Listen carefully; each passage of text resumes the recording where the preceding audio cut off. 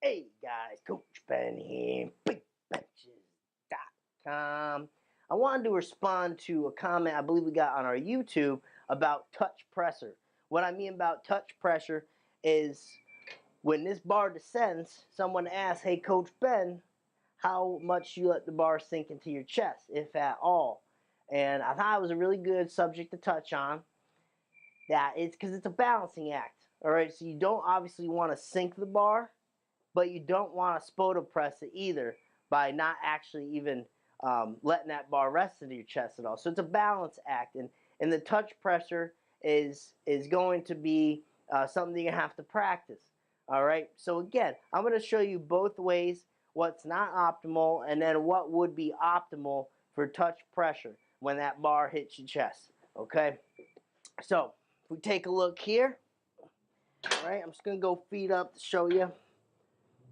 Take this bar out. This would not be optimal. This is letting the bar sink too much into your chest.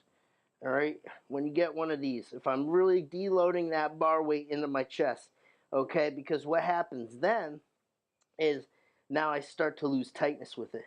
So if I let a lot of that bar weight sink in, there's not that much to get tight with. I usually lose a lot of that tightness, okay, and then I get into this pattern of trying to heave it. Try to use my body to get that initial pop because I'm not as tight to it. Okay, so I try to do one of these deals and then get that bar moving. Okay, so we want to avoid really letting that bar sink. We don't want to rest with it. So if we're pausing, especially doing a 3-count pause, we don't want that bar just kind of resting on our sternum like that and trying to do one of these. Okay, but neither do we want this, where we're holding it, barely touching the chest, and then all that bar weight is in our joints and we have to stabilize it. Okay, so if you have your max effort, you have 400 pounds or something, 500 pounds, right, and you're just holding it here, that's a lot for you to deal with. That's pretty much like a spoto press. Great for a training effect, but not good for trying to hit your max effort bench. Okay, what's optimal here with touch pressure, take this bar out, is a balance of both. You need a balance of both, guys. So you don't want to sink too much. You don't want to hold that whole thing. You just want to lightly let some of that bar weight deload in your chest.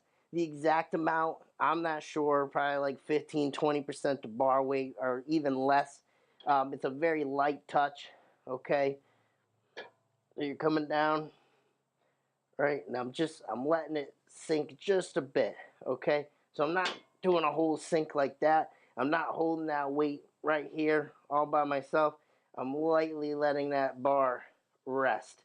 Okay, I got still full control of this bar, guys, but I'm not trying to manage that whole weight out here, okay? And neither am I here. So it's a balancing act.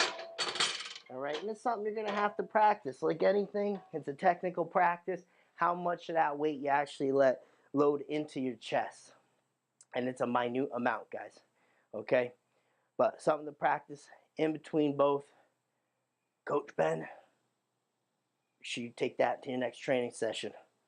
Work on it. You can meet me on a bench.